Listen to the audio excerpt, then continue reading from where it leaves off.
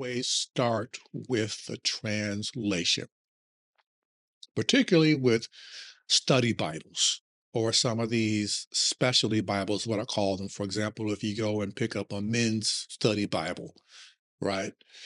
Or a women's study Bible or a teen Bible, the first question you need to ask yourself is, what is the translation? So get past the marketing, get past all of the extra details, the study notes, the commentaries, the dictionaries, the lexicons, the concordances, the cross references, which are all wonderful, all the notes in the margin. Uh, Before you dig into all of that, understand what translation you are reading.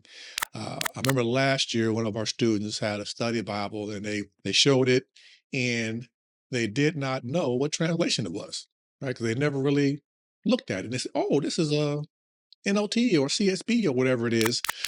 So when it comes to Bible study, when it comes to reading scripture, first thing you need to do is find out what translation that particular Bible that you are reading, what is it?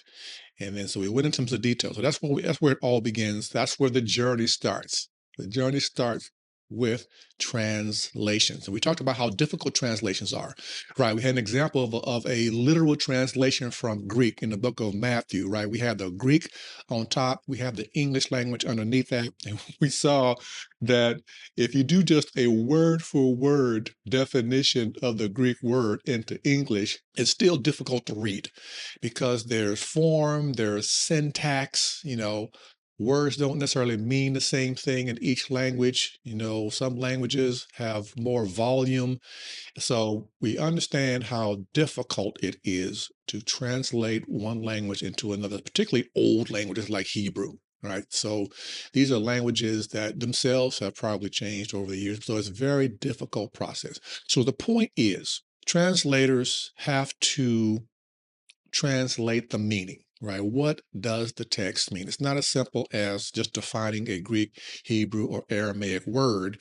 We have to understand, what does this text mean in my language, and still preserving the original format, the original language. And so we brought up this chart. So in this chart, you have the various translations. And then you have what's called more formal, and these are your more word for word. So these charts two here basically are expressing the same thing. More formal will be the equivalent of word for word. So these translations make an attempt to stay close to the original language. So of course, that being in the Hebrew and Aramaic for the Old Testament, and Greek for the New Testament. So when you are to the left, when we are in a more formal, then each of those translations have a Greek or a Hebrew word behind it.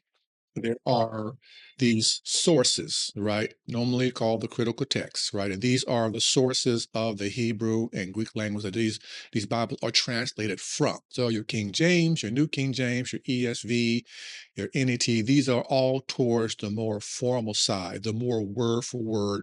And these are what's considered your more accurate translations. Then once you kind of get in the middle here, you have what is thought for thought. So in the second chart below there, it has thought for thought kind of in that yellow formatting. So what you see here is translations that are taken into account our current everyday language. And so they're that middle ground of being accurate and true to the Greek or Hebrew source versus conveying the meaning in our current everyday contemporary English language in our case. And so that's where you have sort of the middle, which is the thought for thought. So not every single word may be identical to the Greek or Hebrew source because they're trying to help us understand it better. And so you start to drift a little further away from the word for word translations. Then you have, going more to your right, what's called more functional. So more functional or paraphrase, which you'll see down there at the bottom, begins to lean really more heavily towards writing in a way that we understand in our contemporary language. When you get too far to the right, and you'll see in both of these charts, the Message Bible is the one that is the furthest to the right. It is more classified as a paraphrase. Then you start to run into the danger of losing the meaning of the original language. And I put a chart in the class that gave you some examples of Bibles and their Greek or Hebrew source, and had the Message Bible on that chart. And if you recall, for those who were in class on Thursday, when it came to the Greek or Hebrew source in that chart, the Message Bible was blank, because the Message Bible is not a translation from the Greek or Hebrew source. It's a paraphrase. It's the taking of current English language Bibles, and I'm not sure which one is being used here, and putting it into contemporary, and we'll say urban language. Not that that's derogatory, but that's just what the Message Bible is. But it's not a translation. The Message Bible is a paraphrase, and the paraphrase means that it's being put in a different contemporary words, and there is no Greek or Hebrew source behind it. So therefore, when it comes to serious Bible study, these functional Bibles that are far to the right are not recommended, because they lose the fidelity, they lose that culture, that language of what God really intended. And the Message Bible really reads like a commentary. Right? That's how it really reads. And whenever you read commentaries, you are reading that particular scholar's opinion about a text. Right. So for serious Bible study, the authors of this book does not recommend you going any further than sort of the NCV or NLT, and they really kind of highlight the NLT. And that's where I kind of stop, right? I'll read various translations. I'll read the ESV first and foremost. I'll read the NET. Sometimes I'll read the King James, but I don't read the King James very much anymore. I'll read the CSB, I'll read the NIV translation, I'll read the NLT, and that's kind of where I stop, right? I don't go any further beyond that, because anything further to the right, personally, I just don't trust, right? I have to have the confidence that there is some consideration for the original language, because if God chose to use certain authors at certain times, who spoke a certain language, who lived in a certain culture, then I think we also should take that into account as well, because that is what God chose to do when he decided to give us his word. He gave us his word through a certain group of people at a certain time, and I think that's very important.